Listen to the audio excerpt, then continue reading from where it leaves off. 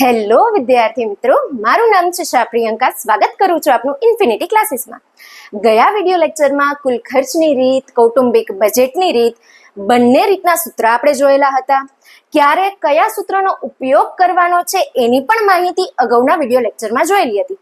જે પણ વિદ્યાર્થીઓએ અગાઉનો વિડીયો લેક્ચર જોયેલો નથી એ લોકો પહેલા પ્લેલિસ્ટ પર જાઓ, અગાઉનો વિડીયો લેક્ચર જુઓ, ત્યારબાદ આ લેક્ચર તરફ ફરી પાછા આવજો. બે રીત પૈકી પહેલી રીત જે હતી કુલ ખર્ચની રીત, એના દાખલા આજે આપણે જોવા જઈ રહ્યા છીએ. મિત્રો યાદ કરો જરાક, કુલ ખર્ચ એટલે પી અને ક્યુ બંને ભેગા. પી અને ક્યુ ભેગા વાળા બે સૂત્ર આપણી પાસે હતા. જ્યારે પણ દાખલામાં કુલ ખર્ચની રીતે દાખલો ગણો આવું કહેવામાં આવે એવા સમયે બે માંથી કોઈ પણ એક સૂત્રનો ઉપયોગ કરવાનો રહેશે. એટલે કે કાં તો લાસ્પેરના સૂત્રનો ઉપયોગ કરશું અથવા પાસેના સૂત્રનો ઉપયોગ કરશું. હજી એક વખત ફરી રિવાઇઝ કરો કે લાસ્પેરના સૂત્રનો ક્યારે ઉપયોગ કરવાનો છે અને પાસેના સૂત્રનો ઉપયોગ ક્યારે કરવાનો છે. જ્યારે દાખલામાં આધાર વર્ષનો જથ્થો એટલે કે Q0 આપેલો છે એવા સમયે લાસ્પેરના સૂત્રનો ઉપયોગ કરશું. જ્યારે પણ રકમમાં ચાલુ વર્ષનો જથ્થો એટલે કે Q1 આપેલો છે એવા સમયે પાસેના સૂત્ર દ્વારા આખો દાખલો ગણવાનો રહેશે. હવે આપણે જોઈ લઈએ રકમમાં શું છે. રકમમાં તમને કીધેલું છે કે કુલ ખર્ચની રીતે દાખલો ગણવાનો છે. કુલ ખર્ચ વાળા બે સૂત્ર છે. બે માંથી કયા સૂત્રનો ઉપયોગ કરશું એ જથ્થો કયા વર્ષનો આપેલો છે એના પરથી નક્કી થશે. ધ્યાન આપશું, રકમમાં તમને શું આપેલું છે. પહેલા 3 ખાના તમને રકમમાં આપેલા છે, જે મેં બ્લુ પેન દ્વારા લખેલું છે એ વસ્તુ તમને રકમમાં આપેલી છે.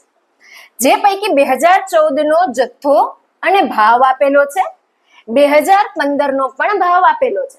બે માંથી જે નાનું વર્ષ છે એ આધાર વર્ષ છે, એટલે કે 2014 આધાર વર્ષ છે.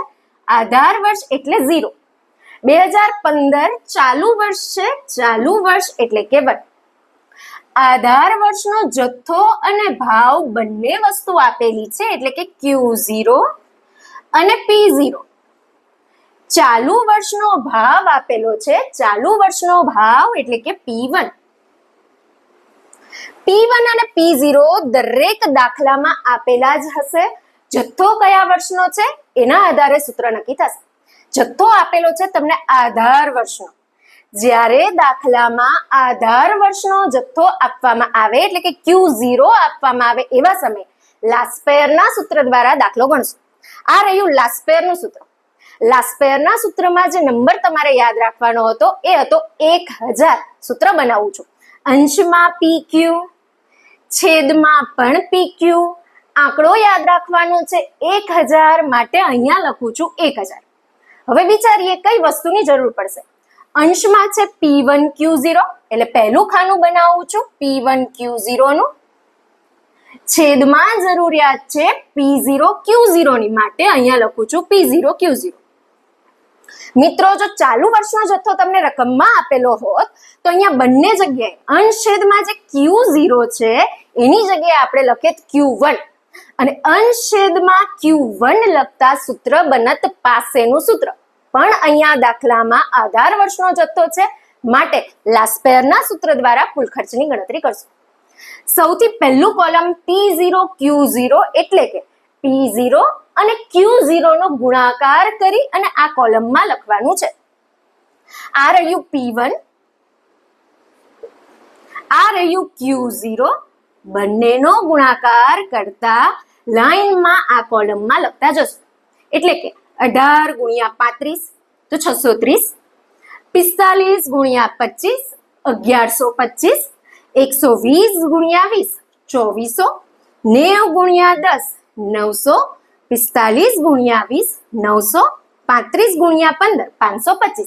આ જે તમામ આંકડા તમને મળેલા છે એનો જ્યારે તમે સરવાળો કરશો ત્યારે જવાબ સ્વરૂપે તમને મળશે 6480. આ સરવાળો છે P1Q0 નો, માટે આ વસ્તુ બનશે સિગ્મા P1Q0 જે આપણે અંશમાં લખેલી છે 6480. બીજું કોલમ જે છેદ વાળું છે P0Q0 એ કોલમ બનાવેલું છે. P0Q0 એટલે P0 અને Q0 નો ગુણાકાર કરવાનો છે. આ રહ્યું P0, આ રહ્યું Q0. પહેલા બંને કોલમનો લાઈન વાઇઝ ગુણાકાર કરી અને અહીંયા લખેલો છે. અને જ્યારે એનો સરવાળો કરવામાં આવશે ત્યારે જવાબ સ્વરૂપે તમને મળશે સિગ્મા P0Q0.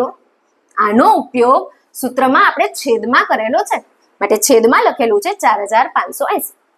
6480 છેદમાં 4580 ગુણ્યા 100 કરતા જવાબ તમને મળશે 141.48. આ જવાબ છે કુલ ખર્ચની રીતે સૂચકાંકનો જવાબ.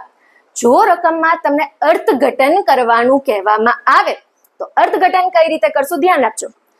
આધાર વર્ષ એટલે કે 2014 નું વર્ષ, તો આપણે લખવાનું 2014 ના વર્ષની સરખામણીમાં ચાલુ વર્ષ એટલે કે 2015 ના વર્ષમાં 41.48% સૂચકાંકમાં વધારો થયેલો છે.